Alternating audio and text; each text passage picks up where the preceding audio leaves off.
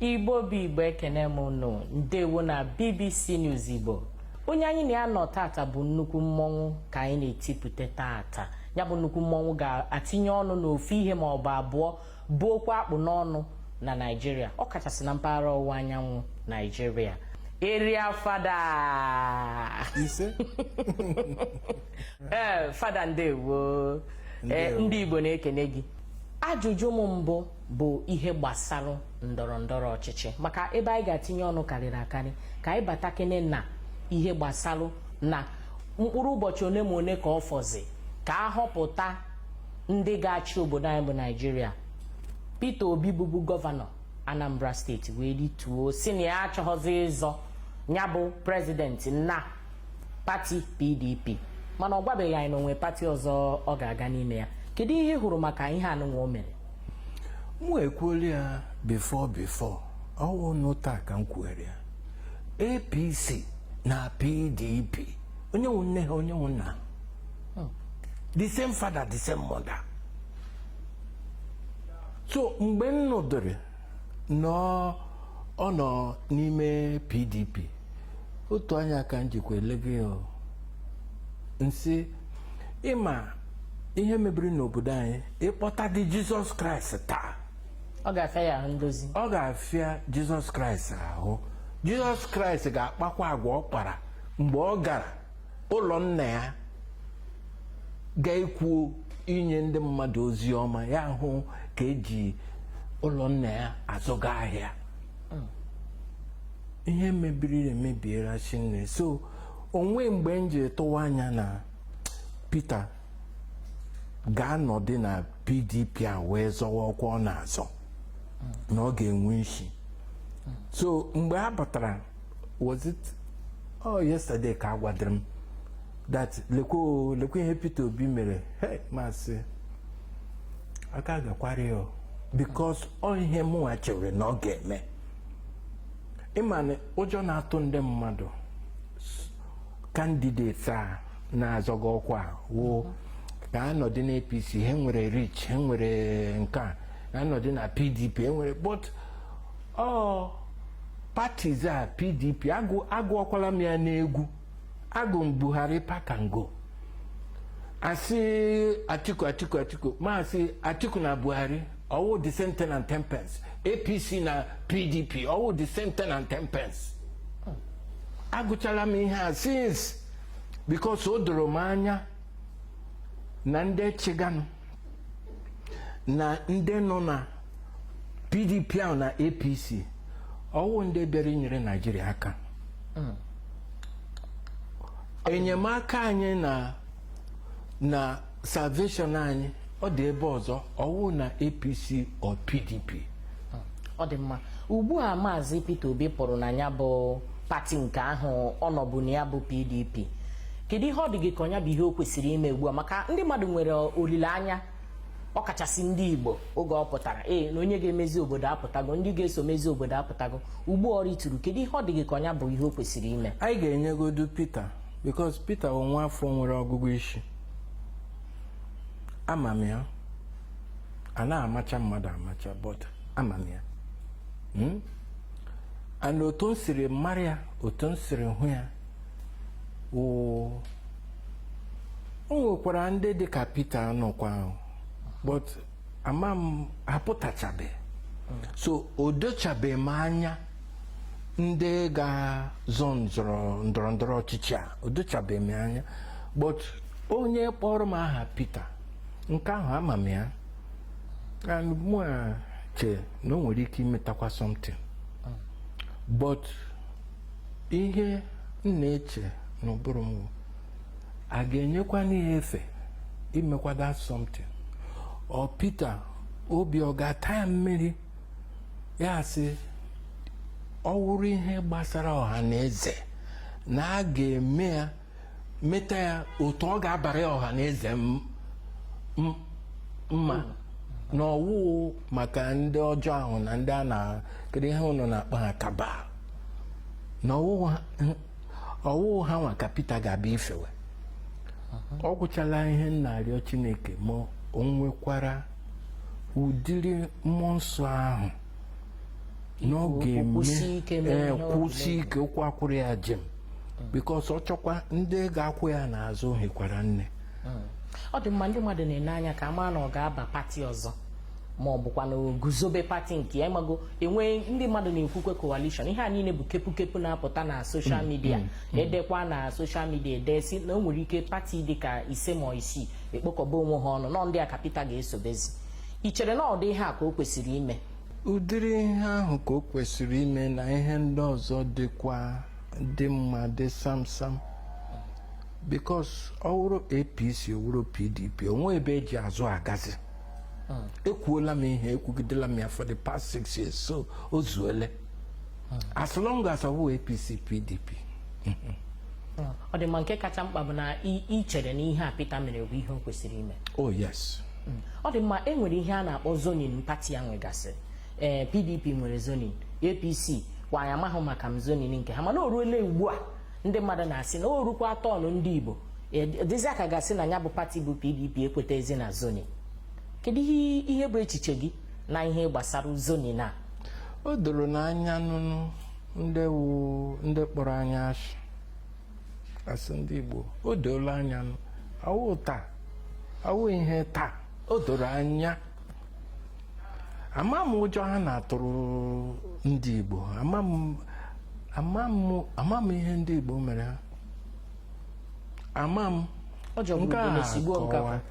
nga enweghị m ike ịkọwa fuli mana ihe na ihe ọwụ na ọwụ mgbe agha dị a na-asị anya ụmụ Biafra na-arahụkwala ụra anya na-arahụ ụra but ihe na-egbu mmụọ mụwụ ihe na-eme n'ala Igbo ugbu a because nwanne anyị nwoke wụ Nnamdi Kanu o nwere ike ihe o bu maka ala Igbo ọ dị mma wuru ihe kwesịrị ekwesị mana because ndị ọjọọ hiri nne n'obodo a ma iwu onye Igbo iwu onye Yoruba iwu onye Hausa iwu onye Fulani enwere ndị ọjọọ ejula everywhere.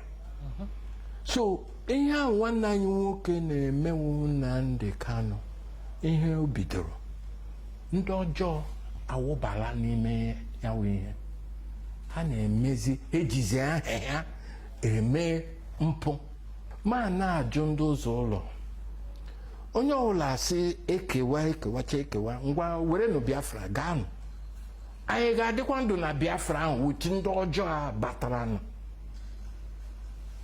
ọ ya wụ ihe a na-akọ. Area Fada ihe itinyere ọnụ na ya kịta wee bubata kene m n'anya bụ ihe na-eme na mpaghara ọwụwa anyanwụ Naijiria maka ọ na-agba anya mmiri.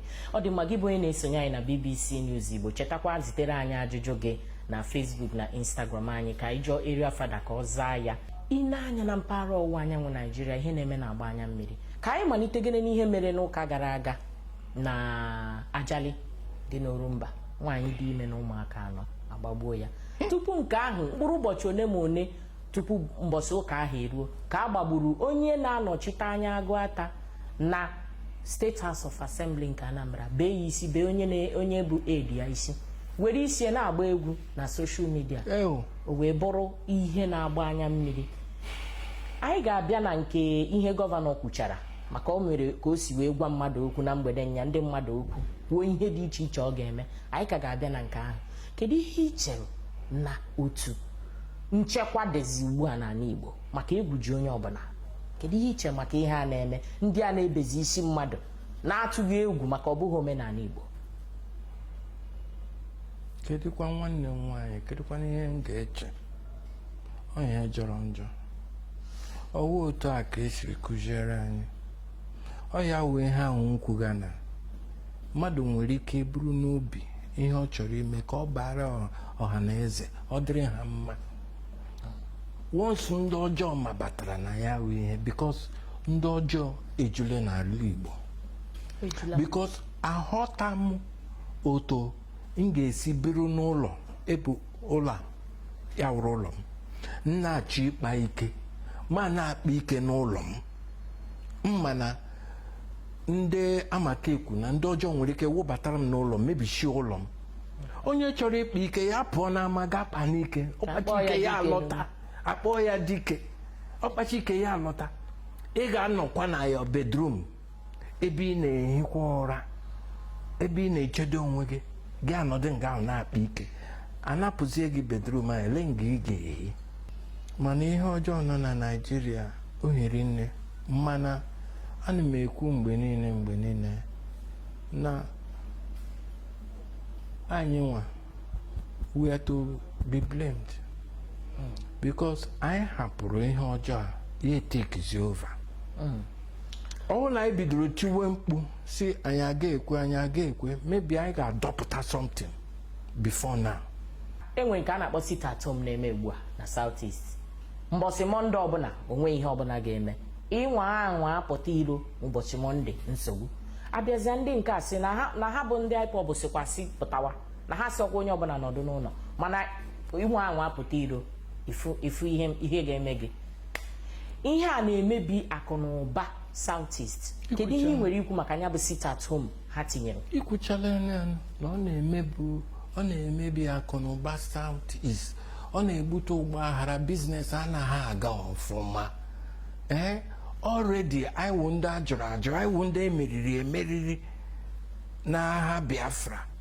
So anyị ga na-eji uche na-emekwanụ umilikiti ihe anyị na-eme these days. Ekwuola m ya na nwanne anyị nwoke Nnamdi Kanu, yes, ọ ihe ọma ka o ji sị ọ na oke mmegbu a dịzie ka anyị gawara n'onwe anyị, because ọwụ sọsọ ya na-eti mkpu, ndị West na-etika mkpu, ndị Middle Belters ha na-eti mkpu, because mmegbu juru na Nigeria, ọ dị all over. Ọwụ sọsọ ndị Igbo, but nke ndị Igbo ka njọ, ọ dị all over. Ndị na-enjoy Nigeria adị ama onye Igbo nọkwa nga ahụ, onye Yoruba nọkwa nga ahụ, ndị Fulani, ndị Hausa ha nọcha nga ahụ, ndị nọ n'isi, ndị na-ebu ego, ndị wu ndị oshi, ndị barawo, ndị ama agba.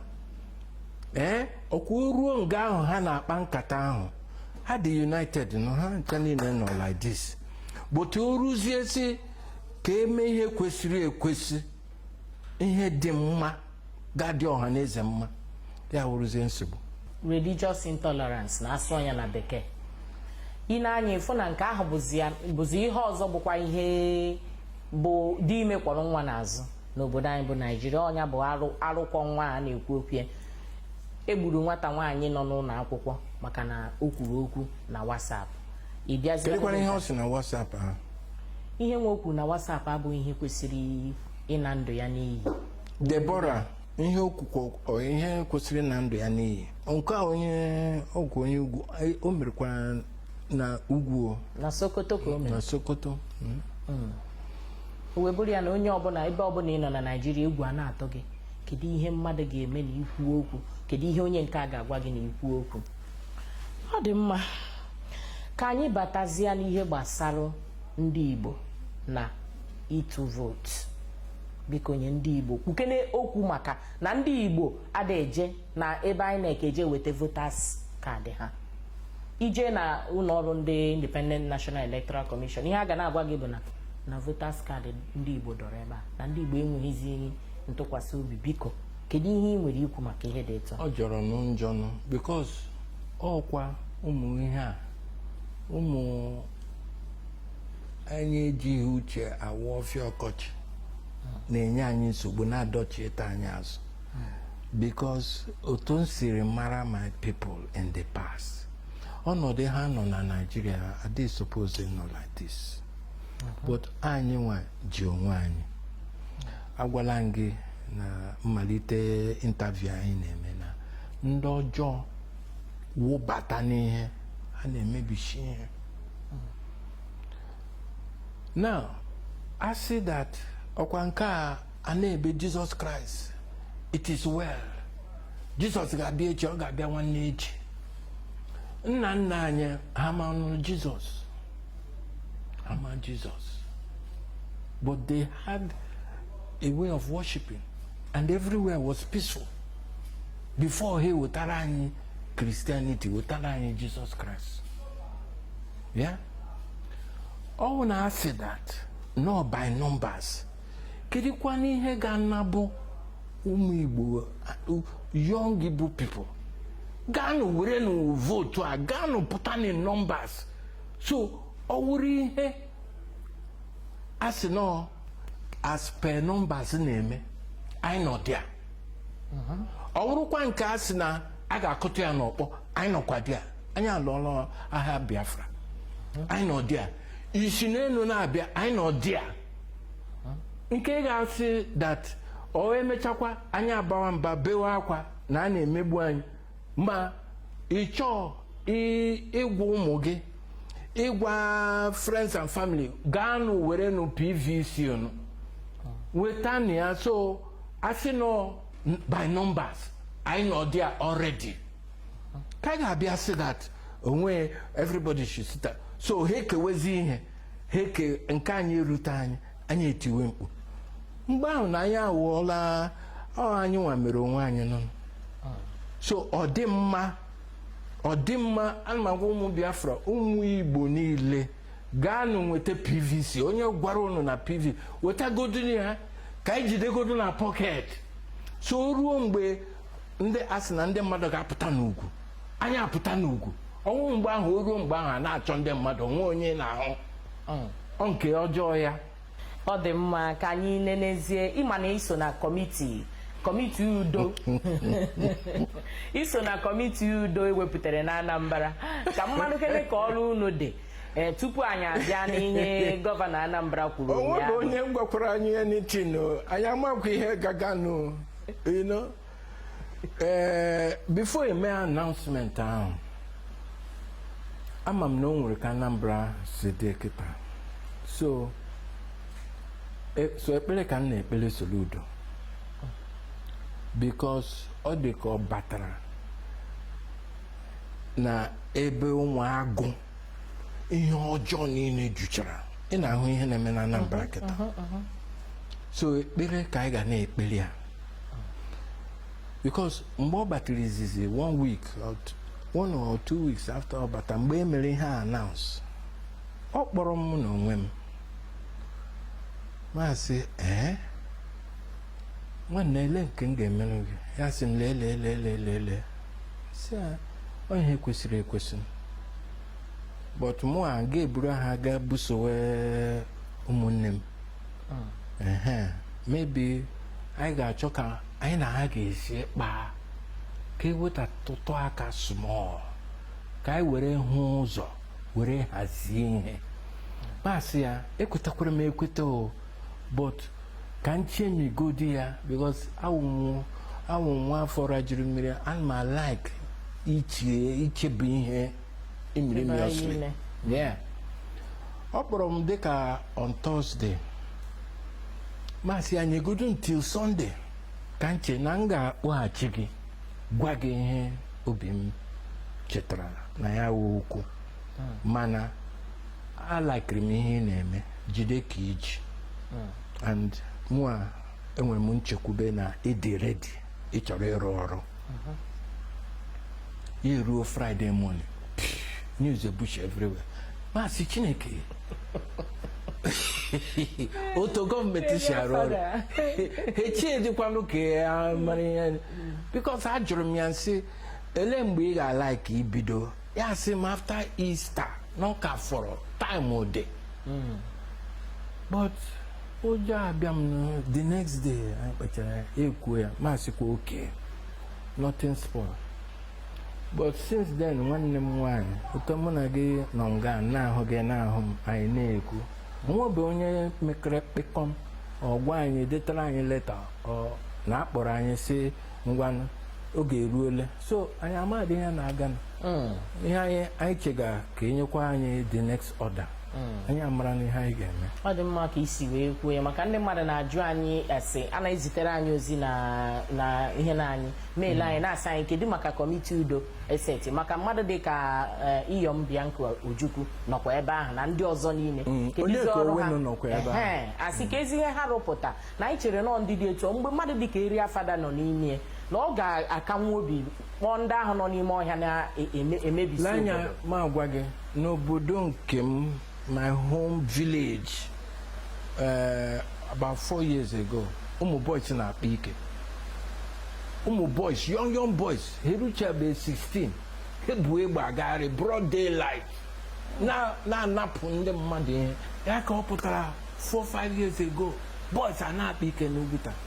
Ọkwa mụnwa gara Ugwuta nsị, ọka mma na ama na-emere ndị ọzọ hapụzie my town, ma ala Ugwuta, ma kpọkọọ the boys, those boys na-akpa ike, akpọkọrọ m ha anya aga somewhere. Anyị kpara nkata for 2 months, ma na-asị the boys cool unu down, ọkwa ihe a chọga woo ka a ga-esi dịrị unu mma, unu nwee ọrụ unu na-arụ. Na mụnwa as area father, ihe m ga-imewu, m ga-use my number 6 napụta ndị si na ha wụ big men ebe a, napụta ha ego and force them ka a chọọ ihe a ga na-emere ụmụ boys, ka ụmụ boys na-adị busy. So anyị ebido with njikọ carnival in those days, bido with a lot of things. But because ndị obodo eji otu olu ekwu okwu, because kwa ndị ọjọọ amabatala n'ihe, ọka emegidere m ihe a 4 years, ya dịka m ga-anwụ n'ime ya. Masị Chineke hụrụ obi m na ihe m chọrọ ebe imewu ihe. After all my village, ebe onye ọbụla ga-ala ezumike nka, m ga-achọzi ka ebe ahụ pụtọ. M ga-alaiki ka ọ dị mma nso ahụkwa n'ebe m ga-aga idochi isi m. Ọkwa ịghọta? So ya bụrụ ya ọwụ ụta. Ọ dị mma, ya bụ ihe ị na-ekwu na abụ na ọ bụrụ na otu a tinyere gị na kọmiti udo a, ị ka nwekwara ike ịma nwoke ị ga-esi kpọpụta ndị abụkenye ndị a na-akpọ onwe ha unknown gunmen. Ị ga-ama ka ị ga-esi wee gwa ha okwu, maka ọgụ nwa bụ area fada. Ị ga-agwa king of boys, ị ga-agwa nwu ha okwu ma nye gị ohere. N'anya ịhụla those boys unu na-akpọ area boys unknown gunmen, elekwana ihe tinyere ha n'ụdị omume ahụ. O nwere ihe na-ebute ihe.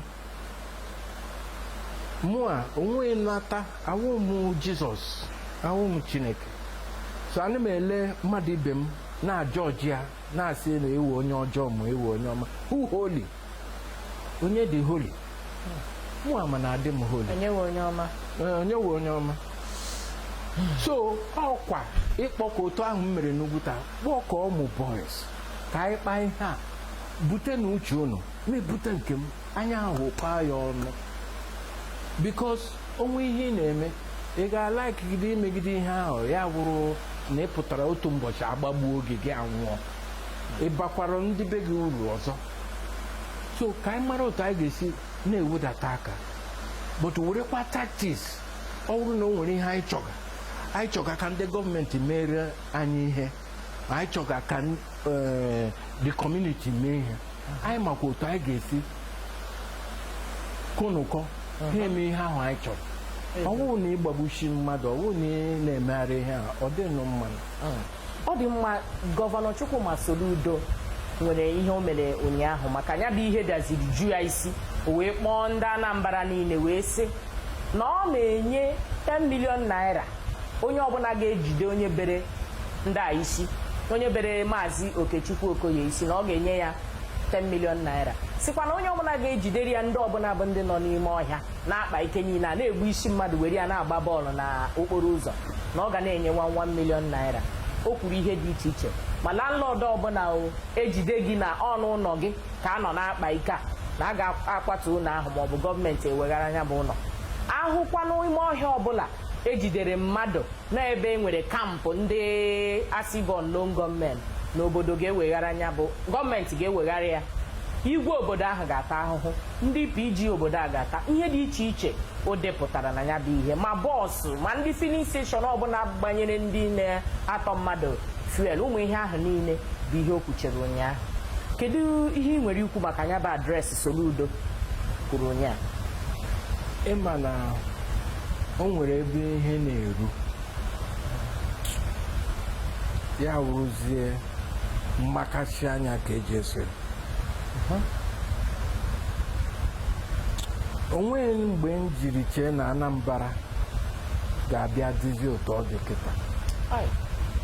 Ọkwa ndị na-agara onwe ha na-azụ ahịa na-eme ọfụma, ọkwa otu ndị ọjọọ ahụ kwugo okwu ha amabatachala. Mana ha nwere ike si ebe ọzọ mabatacha. Anyị ma na ọwụ sọsọ ndị be anyị mege ihe a, bọtọ ndị be anyị wụ ndị ọjọọ ya agangikwala up with ndị si mba ụkwa ndị ọjọọ, because at the bottom of ihe niile emega wụ ego. Ịma na mgbe ị ga na-anụ ụmụ boys, ụmụ okorobịa dị suppose na-achọ ọrụ, ọ na-achọ otu ha si eyuzu, because ana m ekwu na Chineke nyechara onye ọwụla something, a talent, but ana m ahụzi na ụmụ boys dị n'ehọrị. Ọ ya ka iji anụ akụkọ na aga betishi mmadụ ahụ ị ga-enwe ego. Kedụkwana ihe mere ndị dibịa niile nọ n'obodo anyị ji ewuru poor people? Ogbe mgbe gị Poor people, onye gwara ha na ụdịrị ha na wọk? Ndị ọcha ka egbuchichi onwe ha, ọnwụ na ọ na-wọk, ụdịrị ha na-enwe isi. So ị ga-ama ndị na-eche otu ahụ si na ebeta isi mmadụ ewere agwụrụ ọgwụ ego ya wọk ọrụ gị. So kedu ihe m na-ekwu? O nwere mgbe ihe ga-eru be careful. Ị ga-ejikwa be careful wee so ihe ahụ. Iji be careful so ya, that thing ga-eri gị. Anyị achọ ka anyị nọdụ n'ala Igbo ya wụrụ ndị ọjọọ, ndị amaka ekwu, ndị rere na mmadụ rụzie ndị na-achị anyị. Anyị nwetazie onwe ka Chineke si nyere anyị aka nweta Biafra, otu a ka anyị ga-eme Biafra anyị. Anyị ga-adịkwa ndụ na Biafra. Ọ ihe mụnwa na-ajụ. Ama m na enwere ndị ọjọọ nwee ndị ọma. Elee ebe ndị ọma ahụ nọ?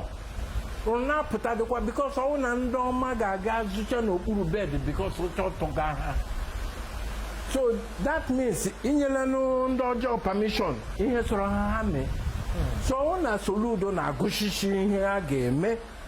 Ọkwa like I said, at the bottom of it, igbuzi mmadụ wụ business, kidnapping wụ business. Otu ahụ na ejizie na everything eme ihe ọjọọ were mee business. Soludo asị na okay, ọ na ime like this, lekwe nke anyị ga-eme. Mana ịbịa chọrọ iwuru onye ọma, ị na-enyere anyị aka iriduce ihe ọjọọ a, anyị ga-achọrọ gị something. But ana m agwa ma ewu unknown, ewu known, biko wedata n'aka. Anyị mewe ya like this, onwe at the end of the day, onwe onye ọ ga-emepe, ọ ga-eme ụnụ ape, ọ ga-eme onwe onye ọ ga-emepe. Development agaghị abata n'obodo. Then agụ ahụ anyị na-achọ ịgbafu from, ọ ga-adị worse than it is now. Biko wedata n'aka. Ọ gwụla ihe nwere ike. Ọ dị mma, sonyesie nye anyị ike. Anyị ka na-ewetakwara unu ka o si afịọ. Aha m bụ Ebere Eke Ọpara. Mbọchị nta ka anyị chọọ n'Owere Nchi. Ndewo.